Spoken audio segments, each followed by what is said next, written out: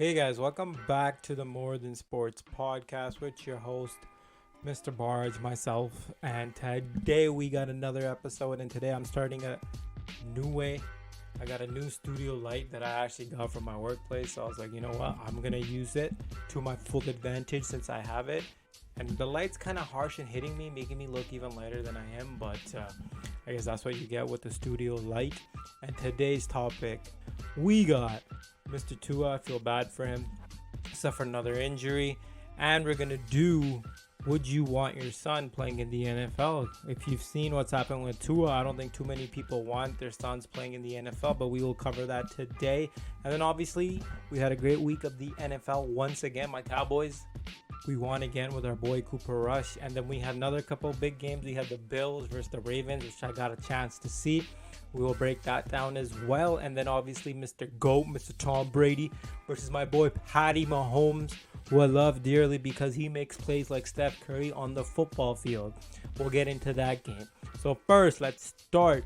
So our boy Mr. Tua, who I made a post about on Instagram today, a couple days ago, about the injury, because our boy Max Kellerman made an outrageous take. He said that Tua is going to be the next Drew Brees. Could he be Drew Brees? Drew Brees. And I'm like, wait, what? Is this dude really serious? Are we really comparing Tua, who's played his best season so far, played a couple games that were great against the Bills and then the Ravens, and now we're already comparing him to Drew Brees? Don't know about that take, but Max, first take didn't work out. Now he has his own show, so he made that take. So I kind of put that out there. And before, Tua had got injured against the Bills. I think it was the previous Sunday. And then he had a Thursday night game against the Bengals. And then he got injured again. I don't think it was a dirty play. I think it was just a normal slam by a defender. Like, I think he was lighter side of the quarterback, and then the defensive end just kind of like tossed him. I don't think he meant any dirty play by that. And then that happened, right? So what I'm thinking is, I don't think the NFL cares enough, right, for Tua's injury. It's simple, and the media was obviously just beating it up for the entirety of this week of being like, the NFL should do this, the NFL should do that. But let's just be real, like, the NFL does not care for its player safety. I mean, obviously they're gonna say the right things and be like, yeah, we do. We care about CTE. We don't want our players getting injured. We don't want that in the football in the NFL. Like, they've done so many. There's been movies. Will Smith started in a movie back in I think it was 2015 or 2016, where they kind of broke it down on how the players are actually. And the NFL still continues to do the same stuff. Like, we could all see that Tua was injured in the Bills game. He's like falling over. But the refs put him back in the game. Even if me as the player, who I have loved the passion, me as a player, I broke my lip. It was like hanging like this one time, and I just got up and I'm like, I'm ready. But I could feel like there's something fucked up in my brain because I had suffered a concussion, and then within like 5-10 minutes everything was dizzy. And my friend asked me, he's like, what did we do yesterday? And I could not remember what the fuck we did. So it was crazy, and I'm like, I'm not even on that level. And this was like flag football, and we got Tua, who just couldn't walk, right? And then on Thursday we have to see that, where people are literally watching a game on Thursday night and they're saying like his hands do that. That's when you have like a seizure. I'm not a doctor, but I think that's what was reported. And you don't want like kids that watch this game on a regular basis seeing that stuff. Like, personally for me, I wouldn't want my sons to see that, right? But the NFL, again, I don't think they care enough. What do you guys think? Do you think the NFL cares enough to actually make a change, right? So when I get to my next point, I think you guys will kind of get a better grasp of what I'm actually talking about here. So this is what Tua, right? He got cleared, and then CTE has been mentioned many times, and brain damage, but the NFL just doesn't care, right? So I always say, like, business is business, and this is what it comes down to. The NFL knows for a fact that regardless if people are complaining in the media, let them have their hot month for about a month. We got so much money. We got the best lawyers in the business, probably in any sporting events or any sports. Maybe soccer is different, but they will cover things up and they will do things that they need to do in order to get this all out, right? So, you being a fan, if you are that dedicated to your team, are you not going to watch them if your favorite player doesn't give you the chance to win the game? For example, let's say the same thing happens with Patrick Mahomes or anybody you guys like as a quarterback, and they get injured like that, and your chances are slimmer because you're probably not going to go to the playoffs because that's your starting quarterback. Would you want him back in there? Or are you going to be like, hey, he's been injured. We can see that he has a concussion. We do not want him going back in there, even if that means we do not make it to the Super Bowl, which is everybody's goal in the NFL at the end of the day. So it's business. And what do people do when they're in business? They make decisions that are hard and sometimes are worth the risk. And that's what I think the Miami Dolphins did. And now they're suffering the consequences because now they're on every take. I think even the coach came out and said, he's like, I wouldn't want to put him out there. I don't blame the coach, because at the end of the day, it comes down to the doctor, right? Whoever the Miami's doctor is, the Dolphins, he was like, I think Tua's cleared enough to play, even though we all saw with our own eyes, like, this man couldn't walk. So let's get to the next part, which is, if you had a son, tough questions for the lads out there. Would you want him playing football knowing he could one day suffer from CTE or brain damage? So what would I do in this situation? I'll start off with myself and then I'll ask you guys, right? I would let him play a position. Before you guys are like, I know where he's going with this. Just listen to me. Like a quarterback. Even though Tua is a quarterback, I still think quarterbacks don't suffer as much damage as someone that's a running back or defensive ends or people that are in the trenches, they call it, and they're battling head to head like this, right? Because you're off the snap and you're going, you're off your snap and you're going. And any other play that revolves very physical contact. The quarterback, if he's smart enough, can avoid injuries, in my opinion. You take less chances. You don't have to be the most mobile. You can win from the pocket, right? There's obviously some injuries that will obviously occur. Maybe somebody hits you on the leg and you suffer like a broken leg. Still manageable compared to a CTE and brain damage, because that down the line, it's not the same as somebody with the leg, right? Obviously, you don't want anything happening, but I would take the leg injury over the brain damage injury. The implications going forward will be far less worse than that. So I would want him to play a QB, maybe a punter, or maybe a kicker, if I really wanted him to play the game of football, because I know what comes with it, the physicality. And a lot of people, this is the reason. I remember one time, story time for you guys. I was in high school and I asked my PE teacher, I was like, hey, like, we have a basketball program, we have a soccer program, we even had a freaking rugby program. We didn't have a football program. And I was like, hey, why is this? Why don't we have a football program? And he told me, he's like, first of all, it's really expensive.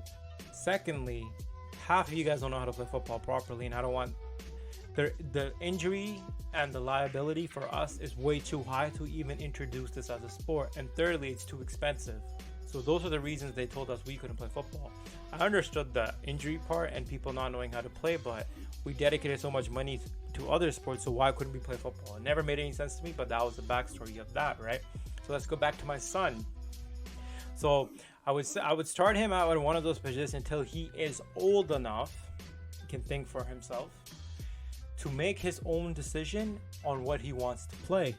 If he tells me like, hey dad, like, I'm old enough, thanks for putting me into this sport, I respect that, and now I have grown, you've taught me everything, I think I can make my own decision, then again I would let him know, this is what I'm going to do.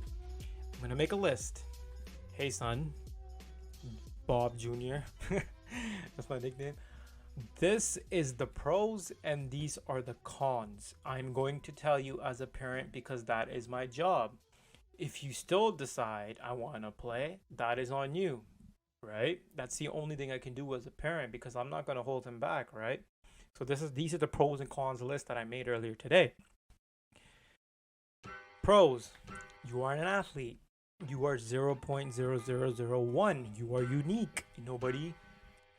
People would die to have your job.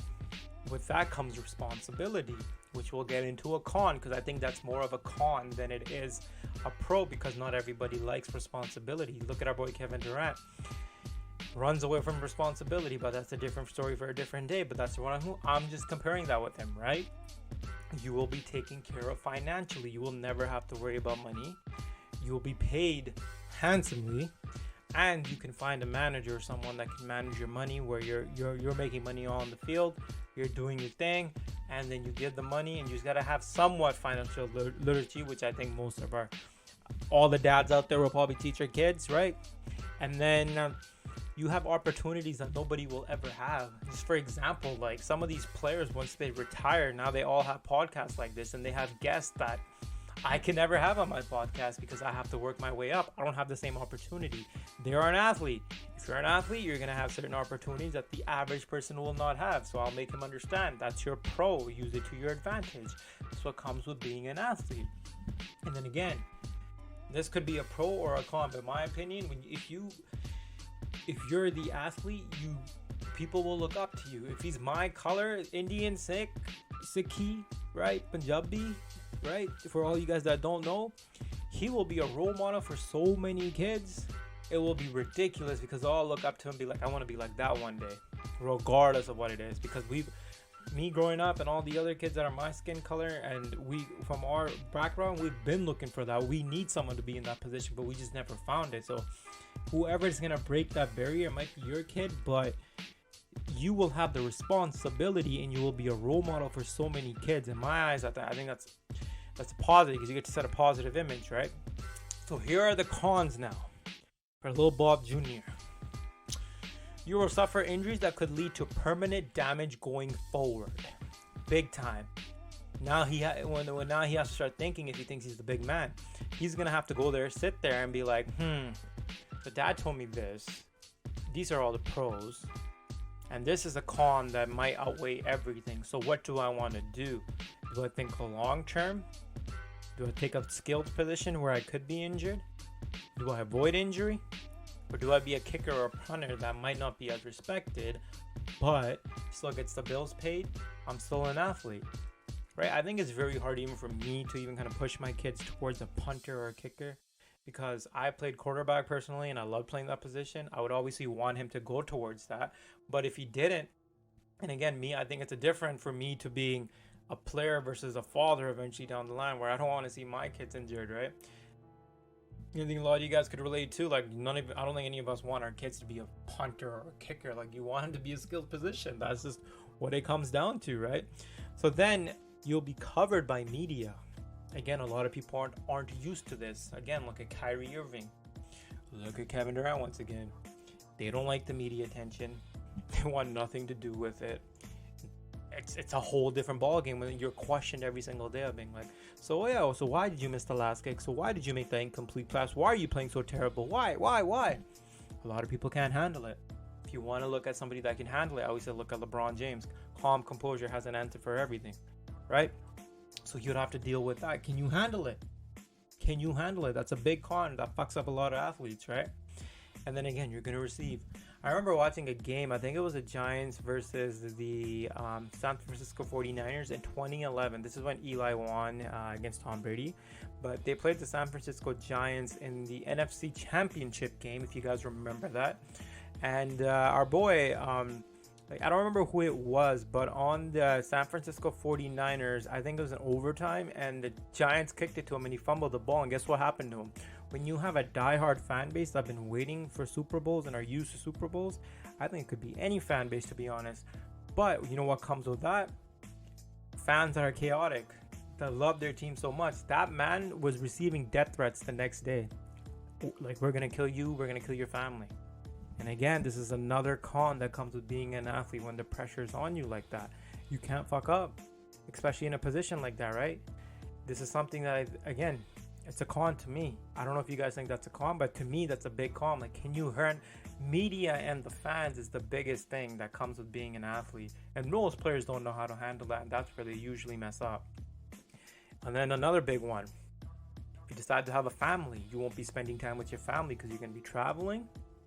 You're going to be on the road, and you're always constantly, even when you're at home, you're going to be practicing, trying to get better. So now you have to make that sacrifice of being like, hey, wifey, kids, I'm sorry you don't get to see me, but you get all these things. Now you only get to see your kids when you're in the off season. And if you're not performing to that level and you want to keep your job, then you're going to be traveling to the practice, but going to be practicing 100 times harder because you don't want to lose your job. So you might not even have time for your family, which is very important, right? That's another con. And again, constant travel. Can you deal with it on the plane rides, waking up on a same schedule, can't eat certain things because you're an athlete. And this is what comes with being an athlete. And I think that's a con because I don't think most people can do it. The average person doesn't follow a strict diet. You eat what you want, and if you're a bodybuilder, then you follow like me. Like sometimes I eat what I want, but I'm not on a strict diet, but I try to be. But most people aren't. But when you're an athlete, you have to be on a strict diet. And I don't think most people can do that, right? And then at the now I listed all my pros and cons, and I want you guys not to be. What would you tell your son about playing football or any sport that is physically commanding on your body? Would you tell him anything? Or would you just let him be and be like, this is your life, you figure it out? I'm your dad. If you need me, I'm here, but I can't guide you through everything. Because I know some dads are like that as well, right? So leave it in the comment section below on how would you raise your son knowing that he wants to play in the NFL or any physical sport. Would you tell him anything or just leave it at it and be like, son, you got it. This is your own journey. And now let's get into the NFL recap. So my boys, again, Dallas Cowboys, Cooper Rush continues to roll. Looked decent. I think this game he was a little bit more, I guess the penalties bailed him out. The referees kind of just like screwed over the Commanders. Anytime, I think Cooper Rush threw like 2 potential picks and there's like a penalty call. And as me being a Dallas Cowboys fan, going back to the Giants game, we didn't get no call, so I wasn't even used to this. I was like, wait, what? Like the refs are actually out here like helping us? What are they on today, right? And then we had a balanced attack. I think we had an equal pass to run ratio, which I am very proud of because Kellen Moore just loves to throw the ball and just, I don't know. I just don't know if those screenplays work. And I was watching the game and I'm telling my brother, watch the screenplay. And it never works. For Dallas, the screenplay just never works. Trick play don't work. Kellen Moore, just stop. We get it. We get it that you run a complex offense. But don't run those plays because they don't seem to be working anytime. Right? And then I also made an Instagram post about Gallup returning because I think Gallup could legitimately be wide receiver 1. I think CD shows flashes, but I don't think he's consistent enough. But I think Dallas, like when Gallup is healthy, that's a big if. When he is healthy, I think he shows more glimpses of being consistent than CD does. And I know a lot of Cowboys are like, what are you talking about? But some of you guys know when Gallup is healthy, he makes some catches that remind me of the X with my boy Des Bryant. And he has that ability to just go get that ball. And I love it when he runs those slants because I don't think anybody runs it better than him on a slant. Dak loves that. So he came in and got a TD right on time. And then I also had that CD had a redemption game. I can't leave CD out there. He owed us that one as he dropped a couple balls in the Giants in New York and then made that one-hand catch. But this game, 97 catches for a TD, made one of the CBs look just, where are you going? Where are you going? And then Cooper Cush threw a dime to him. He had a TD and 97 yards. Shout out to you, CD. Great game. And then I always say, do not test Trayvon Diggs. This man is always just backpedaling. That's when you know as a CB that, like I played CB somewhat, but I was like, if I didn't respect my receiver that much, I'm not saying like Trayvon McLaurin isn't like respectable, but I just think Trayvon Diggs just has so much swagger and confidence. It's like, just throw me the ball, like I'm gonna get it. He had opportunities in like the Giants game to have a couple picks. He had the one at the end, which is insane off the ground, which is very hard. He's like, I got this, which again was amazing off the ground. And then this one was even better because they throw it to deep and like he's running deep with the receiver. I'm like, damn, like do not test it. Most CBs knocked that ball down, but not Trayvon Diggs. He played it as a receiver and he's like, I got it. I love to see Trayvon Diggs for that. And obviously, his ball hawk skills are the best I've seen in a minute. I'm trying to think back to who had a really good ball hawk skills like this. I don't want to go there. I think you guys know. Maybe, I think Ed Reed-ish. Ed Reed was kind of different because he was picking people off. He had Tom Brady scrambling. Like, we cannot throw to Ed Reed. When Bill Belichick and Tom Brady in their prime are talking about you and being like, we can't throw you the ball, that's when you know you had some swagger. And I think people slowly are realizing you cannot throw to Trayvon Diggs unless it's a wide open clear route. And you better not make a mistake. If the ball's behind, this man's picking it. He's waiting. So shout out to you, Trayvon. Keep it up. And then my boy Parsons, right? I think since the Giants game, which he has said it was the flu game, according to him, MJ status, tossed one of the tackles. I was like, damn, that's like a grown-ass man. This man just tossed like, and he was just gone out of the picture, and it was kind of going viral. But I think even the Giants were like chipping him and doing this and that. And Daniel Jones like survived. Like, he's very athletic, so shout out to Daniel Jones on figuring out our defense. Run up the middle if you're gonna run the sides. But this game, I think, again, like Parsons tried to get a couple sacks. He had Wentz a couple times, but Wentz escaped. But his effort is unmatched like no one.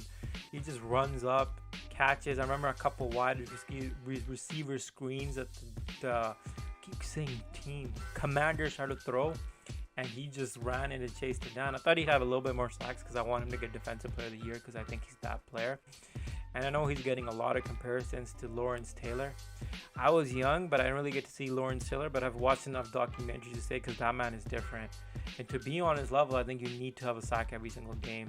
And Parsons was on that pace, and I think he still might be able to get the most sacks in the NFL, but he's got to just, I think, step it up a little bit more because the team is starting to double him and chip him like Aaron Donald, who I think is the best defensive player in the league right now.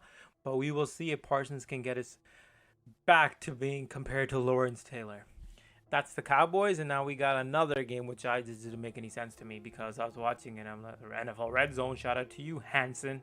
The Ravens didn't kick a field goal, so they're I think it's like 2020 if I can remember, and it's fourth down. First of all, they went on a fourth down on their own 20. I was like, they're really playing Madden out here, where they because nobody goes on it on fourth down on their own 20 or on their own side of the field zone, except for apparently the Ravens. And then fourth down, they can kick the go-ahead field goal, be up 3, and let the defense stop Josh Allen. Instead, they go for it, and then Lamar Jackson rolls out this way. I'm like, Lamar, are you gonna do something? Like, and just throws it in the back of the end zone, and just like it gets knocked down or picked, and I'm just like, really? That was the play? Like, we couldn't even run like a read option for Lamar? Like, seriously? Alright, cool. Guess what, Bill? Guess what Josh Allen does? I wrote it down. Josh Allen manages the game to perfection. Smart man. Takes his time, goes down the field, killing clock, right? And then I think it was the one play Singletary's rushing up the middle. I think they're in their own. They're within the Ravens 20. And he goes up the middle, and I'm looking at, I think it was Marcus Peters and a couple of the Ravens CBs, and they're like, let him go. And I think a D tackle made the tackle. And then I see Marcus Peters just being like, and he just lost his shit on the side, because I could understand when I play Madden, if I'm down a touchdown and the guys just let him score, I would take my chances of me going back and scoring. And if you trust in Lamar like that, I think Lamar could have scored a TD. Instead, you tackle him. I think it's like 3rd and 1. Josh Allen goes forward, gains 1 yard. Now you have no timeouts left, and you've mismanaged the entire game. And the Bills kicked the game-winning field goal, and you got Marcus Peters just on the sides, just like throwing shit and be like, "I told you so. This is what we should have done." So that was a crazy game. And then we had the Eagles continue to impress me. I just made a post today about Jalen Hurts looking like Cam Newton 2.0. A lot of you might disagree, but I showed a couple clips of where they look very familiar. Big body, can run the RPO just like Cam did. And I think Jalen Hurts has a little bit better touch on the ball personally than Cam Newton. But I think Cam was a little bit more diverse in his running and just being just, I guess, more like Superman style. So I'm just stronger than you. I'm going to fly over you. You can't do anything about it. But Jalen Hurts is kind of reminding me of Cam Newton. Leave it in the comment section below if you guys think I'm tripping. But I think Jalen Hurts has a potential to be Cam Newton 2.0. Not exactly like Cam, but 2.0, where he has improved passing. Not the same speed, but he has that strength like Cam. So that's what I thought about the Eagles, right? And their defense continues to surprise me, because nobody had their defense being that good, but they made some good trades. Defense stepped up because they were down 14-0 against the Jags, right? And then I also made a post about Lawrence Taylor. I was about to say Trevor Lawrence had an interview before the season. These are the things I need to improve on, and I've seen him improve on it. It's a really nice touch on the ball, but that late turnover when the defense finally gets a stop and then you turn it right back, it kind of hurts, right? And then again, I don't think the Jags are used to this type of weather. We could blame the weather because they're always in that sunshine state of Florida, in Jacksonville. So I guess they weren't kind of used to the Philly, and Philly's used to that weather, right? Philly fans are like, I'm like looking at the Philly fans, it's like pouring down and they just do not give a fuck. They're just there like, go Eagles, fly Eagles. I have a bunch of friends that are Eagles fans, so to me that's kind of like crazy. Like, these fans are that dedicated, right? So I was like, if they could do that, Eagles have no problem playing in this weather. And then the last game we had was the Chiefs play design continues to impress everyone. Mahomes reminds of us why he's the most unique quarterback in the league. Fadeaway pass, right? And then we had Kelsey continues to dominate. Very mobile for his size, right? And again, going back to Mahomes has this like unique ability of just like passing the ball in different situations where I'm just like, what is happening, right, with Mahomes? And then finally we had the Andy Reid calls this amazing play where I'm looking at, we're like Wild Wings with me and my brother, and we're just like, what the heck's happening in this play? Mahomes is like, oh yeah, over here, audible. And then all of a sudden, this guy just comes underneath, takes a direct snap, and just goes to the end zone. Even Tampa Bay's like, wait, what just happened? Huh? Andy Reid just like, two points, right? I'm like, yo, Andy Reid's play design is still elite. The man could be like 30 years, like 60, 70, 80, ordering 30Ks to skip the dishes, but this can never, despite your age, this, if you have it and you use it to your perfection, will never go away. Knowledge is power, right? Sorry to sound cliche, but that's just what Andy Reid was like telling us, right? And then Brady and his receivers, to me, I don't think they have that continuity. They don't have that chemistry because Brady has been playing without them. Now Julio's back, Godwin was back, Mike Evans back. In a couple games they're not there. Then they've been fighting with the Saints, Lattimore and Mike Evans. It's been kind of like crazy with Tom Brady. And I think just give him time. I have him on my fantasy team, and the last 2 games that he had played was like 11 points and like 10. I'm like, oh, Tom, not expecting that from you. But this game, he had about 24, 25. Could have had more. And I don't ever bet against Tom Brady. I've learned my lesson. Never. I think you give them enough time, they will be there again. They'll be in playoff contention again, competing for the Super Bowl. Just need to build that chemistry. They'll be fine. Todd Bowles, I believe in you, and your defense is elite. You kicked our ass in week 1, but I believe in you guys. Never count out Tom. Okay, the GOAT.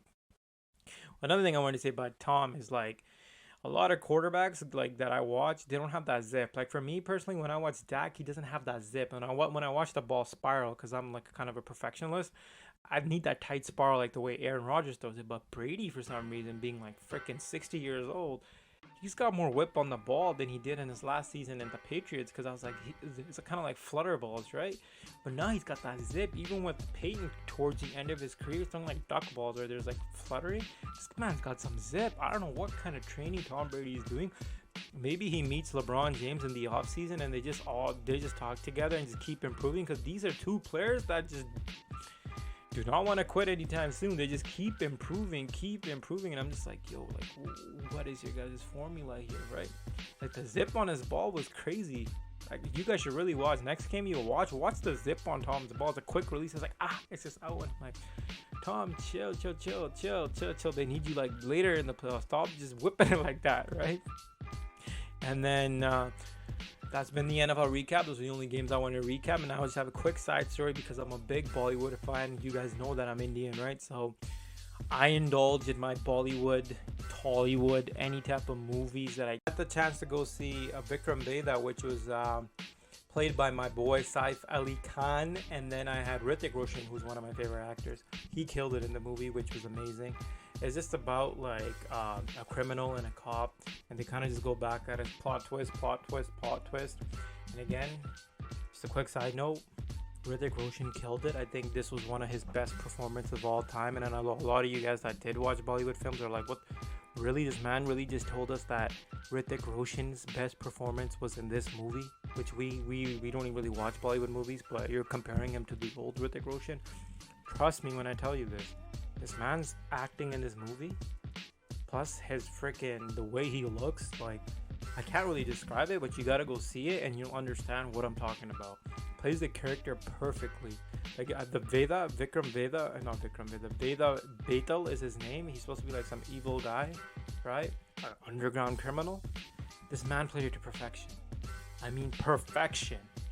So if you have the opportunity, go see the movie. Even for all my fans out there that aren't from Bollywood or Tollywood or Indian, Watch it with the subtitles. I'm telling you guys, it's an amazing movie, action thriller. You guys will love it. That was it, my side story right there. When you have the opportunity, go see the movie. Anyways, that's been the podcast. Guys. Hopefully you guys enjoyed. Remember to follow me on Instagram, TikTok, and obviously YouTube, which will be also there. And yeah, guys.